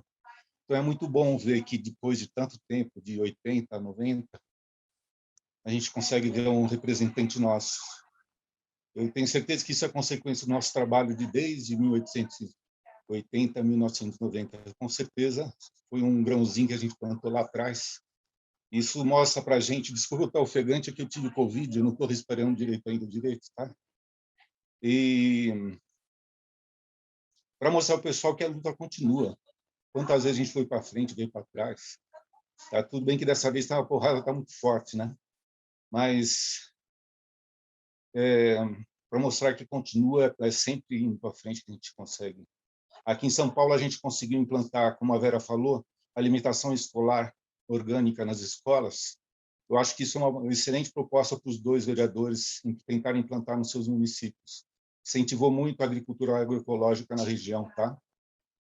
Tudo bem que São Paulo é uma cidade monstro e tudo aqui é por milhões e milhões, mas com certeza eu acho que isso é uma proposta que eu gostaria muito de ver os 2 implantando nos municípios. É mais isso, vou deixar parar de falar que eu já não estou respirando direito. Um abraço para todos. Obrigada, Radomir, pelas palavras, melhoras aí, boa recuperação para você. Bom, finalizadas as falas, as participações importantes que tivemos aqui, passamos a palavra agora para o vereador Djalma Neri, que eu já peço, por favor, após as suas respostas, fazer as considerações finais e, de pronto, já agradecer imensamente a sua participação aqui nesse plenário. Muito obrigado novamente, Vanúzia. Bom, primeiro eu quero desejar uma pronta melhora aí ao Radomir, né, que está com Covid. É uma tristeza que o nosso país está passando, né? Milhares de vidas, famílias, é uma situação indescritível, né? Espero que você melhore e volte a participar mais ativamente aí do movimento. Bom, tentar resumir um pouco aqui, fazer um apanhadão das perguntas, das falas, começando pela fala da Vera, né? Ela pergunta como que, enquanto parlamentares municipais, a gente poderia colaborar para estruturar e fortalecer toda a dinâmica do CISAM, né? E, bom, acho que primeiro é papel fundamental do parlamentar preocupado com a pauta, e todos deveriam estar, construir os espaços de articulação e debate de SAM no município, na região, né? Fazer parte ou acompanhar os trabalhos da Comissão Regional do Conceia, o Conselho Municipal, né, pelo menos as cidades que têm, São Carlos possui aqui um Conselho Municipal de Segurança Alimentar, eu tenho participado das reuniões, acompanhar, né, as questões nacionais aí, da LOSAN, da Lei Orgânica de Segurança Alimentar, da CAISAM, pensar na promoção de audiências públicas, da conferência, né, das conferências municipais, regionais, enfim, né, acho que todo esse papel de articulação e estruturação, né. E com relação à pergunta sobre como implementar política pública, né, via parlamento, né, menos pontual, não só através de emendas, mas algo contínuo, permanente, aí entra um debate que a gente tem feito aqui, inclusive, né, que é muito difícil, né, de ser superado do ponto de vista dos papéis institucionais dos poderes, né. De fato, o Poder Executivo tem, constitucionalmente, uma discricionariedade que, ao mesmo tempo que permite ali, né, um espaço de decisão, também dificulta muito a execução, inclusive, de políticas públicas que constam, né, nos textos constitucionais, na lei. Então, essa discricionariedade, pelo menos no nível em que ela é exercida, ela é muito problemática para a efetivação de políticas públicas contínuas, né? O que eu vejo como um caminho para tentar superar esse desafio? Eu acho que, primeiro, ter um apoio dos demais poderes, né? E aí eu vou falar não só do Legislativo e do Judiciário, mas da sociedade civil, para pressionar as ações que seriam de prerrogativa e responsabilidade do Executivo. Quero dar o exemplo aqui de São Carlos, né? Nós temos um prefeito, o Ayrton Garcia, do PSL, é o prefeito mais rico do Brasil, cuja fortuna se estabeleceu a partir da especulação imobiliária, com negócios de mineração. É uma pessoa que não tem preocupação ou sensibilidade, né, para as causas ambientais, da segurança alimentar. E o Poder Judiciário, em especial o Ministério Público, tem tido um papel fundamental para tutelar o Poder Executivo a realizar ações que deveria realizar por lei, né? Então, ações de reflorestamento, proteção de manancial, recuperação de áreas degradadas, enfim, uma série de políticas públicas que já deveriam ser voluntariamente, porque ele é obrigado a executar, que têm sido tuteladas, né, pelo Ministério Público, pelo Poder Judiciário, para garantir que elas aconteçam, né? Então, nesse sentido, em cenários desfavoráveis como esse que a gente vive em São Carlos, é fundamental, né, que exista uma articulação interna do Poder Legislativo, um bom trânsito com o Ministério Público, com o Poder Judiciário e com a sociedade civil, né, seja através das ONGs, dos movimentos, para criar uma movimentação ali que constranja, que obrigue, porque não tem outra palavra, infelizmente, que obrigue o Poder Executivo a tomar as rédeas daquilo que já deveria ser a sua preocupação, mas que pela discricionariedade que consta ali no arranjo institucional, ele consegue muitas vezes se furtar e executar, né? E aí quero comentar um pouco também com relação ao que o Mauro falou, né, do auxílio emergencial municipal como condição básica, né, proposto pelo vereador Ramon, do mandato coletivo Todas as Vozes de Ribeirão Preto, que a gente acompanha, que inclusive nos inspirou para apresentar a mesma proposta aqui em São Carlos. O auxílio não é só uma política econômica, ela é uma política de saúde, né, de saúde pública, que possibilita, de fato, as pessoas a ficarem em casa, né? Não dá para imaginar, né, que pessoas que não tenham condições básicas ali de subsistência vão deixar, né, de ir para a rua, de pegar um ônibus, de ir trabalhar, porque tem que colocar a comida na mesa. E o auxílio seria uma possibilidade, né, que muitos municípios têm adotado, como eu disse na primeira fala, para viabilizar essa permanência em casa. A gente tem defendido esse debate, né, contra esse discurso aí da austeridade fiscal, né, como se o Estado, né, mesmo no âmbito municipal, não tivesse recursos. Nós estamos vendo cidades menores, né, implementando dentro da sua possibilidade políticas públicas de auxílio, né, emergencial. Então existe, né, de novo, uma questão de prioridade. Existem muitas inversões de valores que poderiam ser modificadas para viabilizar, do ponto de vista orçamentário, esse tipo de política pública, né? Queria também saudar a Neuza, de Ribeirão também, né, coordenadora do MST, dizer que os assentamentos aí da região, né, em especial Mário Lago e o Cepete Araju, são referência nacional, né, em agroecologia, em agrofloresta. Já fui inúmeras vezes, inclusive, muita saudade de visitar os companheiros aí assentados, assentadas, e de fato eles desenvolvem e demonstram na prática que é possível produzir e preservar um campo de trabalho, né, uma experimentação ali prática, né, que demonstra a viabilidade concreta desse modelo produtivo, que inclusive se contrapõe a esse discurso do agronegócio, né, de que o agronegócio, a monocultura, enfim, seriam os únicos caminhos produtivos para atender a demanda alimentar. A gente sabe que isso é uma mentira, né? Apesar da lavagem cerebral promovida, né, pelo agronegócio, com propaganda passando em horário nobre há anos, né? O agro é tech, o agro é pop, o agro é tudo, aquelas imagens bonitas para esconder uma grande verdade, que é que quem produz comida e coloca comida na mesa do povo brasileiro é a agricultura familiar, não é o agronegócio, são os pequenos produtores, e que a agroecologia, ela tem condições, o sistema agroflorestal tem demonstrado isso, de produzir comida em quantidade e qualidade para todo mundo, né? Então eu vejo os assentamentos, em especial Mário Lago e Cepete Araju, como referências, né, inspirações nessa área para toda a sociedade, para todo o país, né?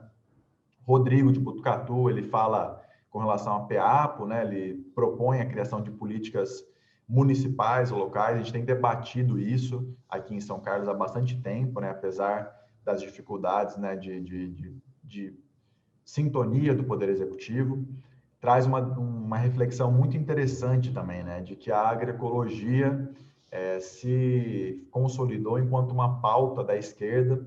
E aí queria fazer um debate muito rápido sobre isso, né? Porque se a agroecologia ela tem um perfil essencialmente emancipador e produtor de participação popular, de fato, ela dialoga com setores e com uma perspectiva da sociedade que se identifica muito mais com o nosso campo progressista, né?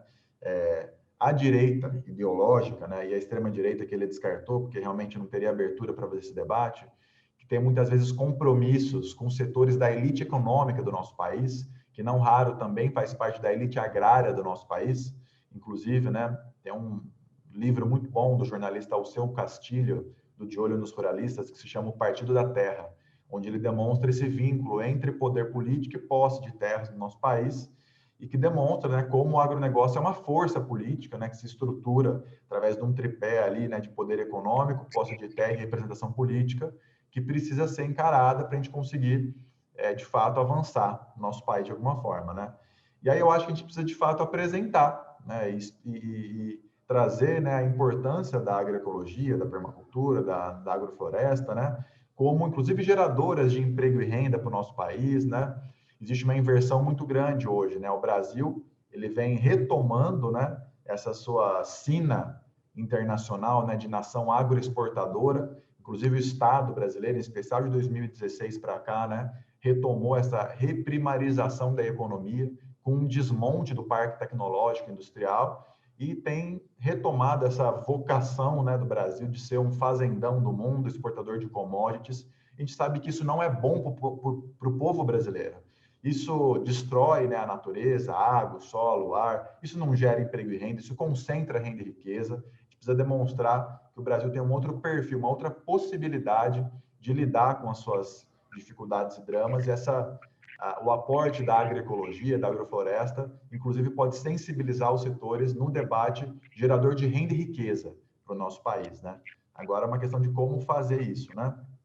E acho que por último, para finalizar aqui minha fala, dizer de novo, né, o quanto eu me entusiasmo com a possibilidade de que a gente promova uma articulação a nível nacional, né, com os parlamentares dos diferentes municípios para a criação dessa frente, né, de debate de soberania e segurança alimentar. Estou completamente à disposição para pautar isso na nossa região e dizer que eu estou muito feliz de ter participado aqui desse debate com vocês e fico completamente à disposição para qualquer coisa. Obrigada, nós é que ficamos felizes com a aula, né, que você deu aqui sobre mandato e que sirva de exemplo para que outros parlamentares, né, municipais aí possam seguir nessa linha. Muito obrigada, Djalma, pela participação. Marquito, por favor, responda as questões dos nossos convidados aqui e as considerações finais. Muito obrigado, Vanusa. Eu peço desculpas porque eu tive que sair em alguns momentos, que eu estou com as crianças aqui em casa, então uma caiu, aí chorou, mas faz parte dessa rotina home office aí, né, gente? Então, eu queria, assim, primeiro agradecer, né, as colocações do André, do Amaral, do Mauro, da Neuza, do Rodrigo, do Radomir, né, que colocou aí, que estudou por aqui, com certeza, Radomir, o movimento ali da década de 80 e de 90, de estudantes de agronomia aqui da UFSC, que pautavam a agricultura orgânica, a agricultura ecológica, né, ou a agricultura alternativa, como chamavam na época, foi muito importante para criar uma característica da formação do curso de agronomia aqui na Universidade Federal de Santa Catarina, na perspectiva da agricultura ecológica, né? Então, dizer que sim, tu faz parte, tu é um desses tijolinhos que dá origem a algumas expressões importantes, né? Queria trazer um tema, né, que o Amaral colocou, sobre como é que a gente vai fazer enquanto sociedade civil, como que a gente vai dar conta, né? Porque a gente veio de uma história, né? Se a gente olhar o que era o Talher, o que foi o Fome Zero, o que foi a inclusão do artigo 6º do direito humano à alimentação adequada, a construção do CISAM, né, Edgar, que culminou nesse sistema, né, intersetorial de segurança alimentar e nutricional, né, que garante, né, a estrutura tripartite, que garante a maioria nos espaços de conselho da sociedade civil, né, que garante um diálogo intersetorial sobre a sociedade civil, com a sociedade civil para as políticas de segurança alimentar, e que está expresso num documento maior, que são os planos municipal, estadual e nacional de segurança alimentar, e que esse plano ele só faz sentido, né, Djalma, se ele tiver expresso no orçamento do município ou do estado ou federal. É um desafio enorme, porque, de fato, a gente está no momento que desmoronou essa estrutura, né, que é um esforço da sociedade que não surgiu há 12 anos, ele surge há 50 anos, né? Eu acho que é a somatória de uma mobilização da sociedade civil que vai dando conta e que tem um governo, na perspectiva popular, que assume essa agenda e que bota para dentro do governo, né, a agenda que era uma agenda trazida pela sociedade civil, e que, nesse momento em especial, onde a questão da fome ela aparece com muita força, a gente começa a ver alguns movimentos acontecendo também, e aqui foram destacados alguns, né? O movimento de moradia tem feito esse debate, seja o MTST, sejam outros movimentos de moradia, sobre a necessidade das cozinhas comunitárias e do acesso à alimentação também. Os movimentos ligados à reforma agrária também, o próprio MST. Os movimentos ligados às igrejas, né? Vocês sabem, tem muitas igrejas, não somente católicas, mas que têm programas de distribuição de alimentos pelas cidades, né? Agora, a gente percebe, e eu falo isso porque eu sou oriundo do movimento social, das ONGs, né, que a gente vai precisar, Edgar, nesse momento em que emergem vários movimentos solidários, de tentar não despolitizar o processo e garantir que esses movimentos voluntários, solidários, eles aconteçam, mas que eles compreendam que é necessário também lutar pela garantia da estruturação da política pública. E aí eu acho que é um desafio nosso, eu acho que os parlamentares que estão alinhados com esse projeto e que conhecem um pouco dessa história de construção, têm esse papel, né? Aqui na cidade, por exemplo, eu dialogo tanto com os setores ali do Conselho de Segurança Alimentar, estadual e municipal, com o Fórum de Segurança e Soberania Alimentar e Nutricional Estadual, com o coletivo que luta pelo restaurante popular, pelo coletivo de 7 cozinhas comunitárias. Então, a gente tem um diálogo. E a gente abriu, né, aprovou a criação, a instalação da Frente Parlamentar de Segurança, Soberania Alimentar e Nutricional e Agroecologia, aqui no município. E a gente está construindo essa frente parlamentar, que vai ser presidida pela sociedade civil, vai ser coordenada pela sociedade civil, essa frente parlamentar, num diálogo com outros vereadores, que daí já eu engato aqui a questão do Rodrigo, lá de Botucatu, né, se eu não me engano, é isso? Ele traz como é que a gente dialoga, né, com essa agenda deixa de ser uma agenda da esquerda, mas passa para dialogar. Eu acredito assim que vamos dizer, é muito injusto para a direita não assumir um debate e uma agenda dessa, dizendo que é uma agenda da esquerda, sabe? É uma boa rota de fuga, é um ótimo argumento, porque quem tá polarizando e colocando num outro campo é quem não quer assumir a agenda, né? Então, é uma agenda que todos os parlamentares ou executivos deveriam assumir, porque não é o vereador ou o deputado de esquerda que está falando, está na Constituição Federal, certo? Está na Constituição Federal, está nas leis orgânicas municipais. Muitas vezes são leis municipais que instituem a política municipal de agroecologia ou política municipal de agroecologia e produção orgânica ou de segurança alimentar. Então, não é uma questão que é a agenda do Marquito do PSOL, comedor de criancinha. Não é isso, gente. É uma atribuição obrigatória e responsável de todo e qualquer parlamentar. Então, acho que a gente também tem que qualificar a discussão com quem quer se furtar dessa participação, né? O outro tema, a outra forma, é que o tema de distribuição de alimentos, muitas vezes ele é também apropriado por uma perspectiva de uma política socioassistencial na perspectiva do primeiro-damismo, ou na perspectiva de uma política não estruturante. E aí também entra a nossa forma de dialogar com outros setores da sociedade. Mas aí é um esforço da sociedade civil em conjunto com parlamentares alinhados com uma ideia, né, para que a gente reposicione o lugar da discussão na perspectiva do direito humano à alimentação adequada, na perspectiva da política estruturante, né?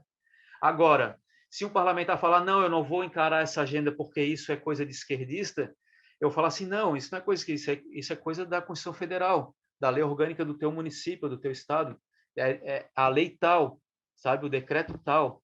Então, assim, isso é importante a gente destacar, né? Se não quer assumir, então fala porque não quer assumir. Ou é porque tu tem compromisso com algum outro setor de interesse, como o do agronegócio, que não quer que tu assuma essa responsabilidade, ou porque tu não quer encarar um problema que é um problema realmente de estrutura da sociedade brasileira, né? Mas se tu for falar que não vai assumir porque é de uma agenda de esquerda, então é de uma grande injustiça e de uma grande falcatrua esse tipo de argumentação, né? Acho que isso é importante. Agora, se ele quiser continuar essa discussão, aí sim chama para discutir, porque é um tema que permeia toda a sociedade, né? Então, colocando essas questões importantes para a gente fazer o debate, né? Eu vejo assim, ó, pessoal, que foi muito bem colocado pelo Mauro a questão do auxílio emergencial, da renda básica, né? Aqui também a bancada do PSOL propôs o projeto de lei da auxílio emergencial na perspectiva da renda básica, né? E que eu já... Eles querem uma água gelada. Tá, eu já vou ali.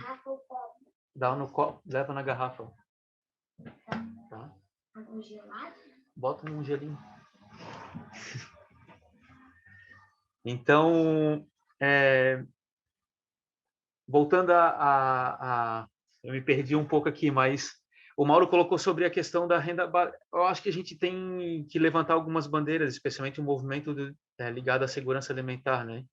Que nesse atual momento, o grande instrumento é o auxílio emergencial, mas na perspectiva da renda básica, né? E o auxílio emergencial na perspectiva da renda básica, demonstrando os dados que estão colocados aí sobre a questão da insegurança alimentar, gente. Não é um dado, não é da nossa cabeça, não é da nossa fala. São dados que estão cada vez sendo apresentados de forma científica, sabe? Eu acho que tem que utilizar essas informações, né? E quem está trabalhando lá na ponta está sentindo. Não somente da questão do acesso à alimentação, mas...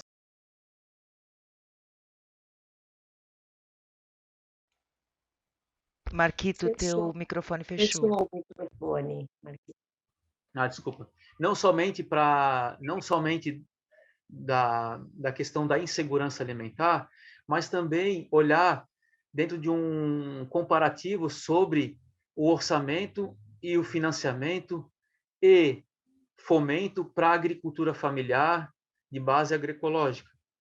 Se olhar isso, o que nós temos hoje, o que um agricultor ecológico tem para chegar num banco e pedir um empréstimo numa linha de crédito para a agroecologia, sabe? E isso comparado a 5 anos, a 10 anos, a 15 anos, acho que esse comparativo ele tá caindo de maduro. Então, ele demonstra que política que está sendo implementada, que o Djalma colocou muito bem, né? Então, e isso a gente tem dados para mostrar, né? E esses dados são importantes porque eles dialogam com o que a gente está defendendo aqui, que é um modelo de garantia do direito humano à alimentação adequado. Neuza, que bom que tu está fazendo agroecossistemas ali. Eu fiz o mestrado também no programa de pós-graduação do agroecossistemas. O Ribas foi da minha banca de avaliação da dissertação. E eu queria também deixar essa mensagem que a gente está aqui à disposição. A gente também, no último mandato, a gente fez uma série de iniciativas bem importantes do ponto de vista da questão da promoção da agroecologia. A gente aprovou a lei da zona livre de agrotóxicos na região insular, né, na parte insular da cidade de Florianópolis, e acho que foi uma grande iniciativa. A gente enfrentou aí, em parceria com o Fórum Catarinense de Combate aos Impactos Agrotóxicos e Transgênicos, uma grande mobilização. A gente fez esse debate muito a partir da questão da alimentação adequada e do direito humano à alimentação, né? Então,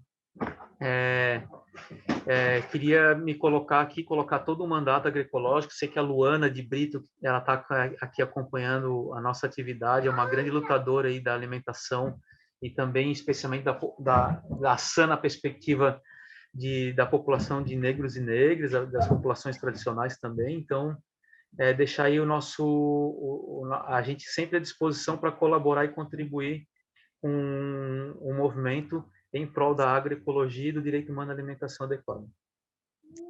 Muito obrigada, Marquito. Ficamos extremamente abastecidos, né, com informação de que legislativo nós queremos, né? Qual o desenho desse legislativo aí, nesse primeiro ano de mandato. Parabéns para vocês pelo trabalho. Muito obrigado por aceitar o nosso convite. Só dando novamente os lembretes para quem entrou agora no YouTube, está finalizando essa live aqui sobre o papel do legislativo. Mas no dia 5/4, às 17 horas, tem o ciclo de debates de produção de alimentos saudáveis e regeneração socioambientalista da Frente Parlamentar da Agricultura, da Frente Parlamentar Ambientalista pela Defesa das Águas e Saneamento. E aproveitando que a gente falou da Frente Parlamentar de Defesa das Águas, hoje, às 16 horas, o Senado vota aquela emenda, se inclui a água como direito social, como direito humano, né? E é importante a gente acompanhar isso. E só lembrando também as nossas próximas lives aqui do Fórum Paulista de Segurança Alimentar, vai ser dia 14, das 10h30 à 12h30, participação em controle social, e também no dia 28, encontros municipais e regionais. Queria agradecer a presença de todos vocês aqui, agradecer a Ellen, em nome da deputada Márcia Lia, pelo espaço, pela contribuição importante que dá para o fórum, e queria convidar o André Luzzi, um dos coordenadores do Fórum Paulista, para fazer as considerações finais e o encerramento aqui da nossa plenária de hoje. André, por favor. O André está por aí, Ellen? Tô sim. Vamos ver se fica boa a internet. Estamos te ouvindo, André. Obrigado. Queria muito incentivar essa intenção de articularmos os mandatos, as mandatas, as bancadas ativistas, os mandatos coletivos, a criar essa frente parlamentar de segurança alimentar e nutricional. Também temos a Frente Parlamentar de SAM na Câmara dos Deputados. É fundamental articularmos com eles, que estão planejando uma série de ações para esse ano, notadamente com o avanço da fome, da má nutrição e das doenças decorrentes da má alimentação. E precisamos garantir políticas públicas, orçamento e o espaço da participação social que está tão bloqueado nesse período de autoritarismo desses governos. E não digo só lá no âmbito federal, mas também nos níveis estadual e dos municípios. Precisamos garantir o espaço da soberania e segurança alimentar e nutricional com a participação das mulheres, dos povos tradicionais, comunidades quilombolas e ribeirinhas. Precisamos muito do diálogo com os povos empobrecidos nas grandes cidades. E é essa luta, a partir dessa base, né, porque nós somos a maioria, é que nós vamos poder reverter esse cenário. E convidá-los, mais uma vez, a participarem do fórum. Também nós criamos, nos últimos dias, uma rede paulista de gestoras e gestores públicos em segurança alimentar e nutricional, e queremos muito incentivar a participação desses gestores comprometidos com segurança alimentar, para criar um espaço de formação, de intercâmbio de experiências e uma verdadeira caixa de ferramentas, né, para eles poderem implementar políticas nos seus territórios. É isso, muito obrigado pela participação de todas e todos. Obrigada, André, obrigada a todos. Compartilhem essa live nos seus Facebooks, né, nas suas redes sociais. Muito obrigado, vereador Djalma Neri, muito obrigado, vereador Marquito. Parabéns para vocês aí pelo mandato e um grande abraço a todos.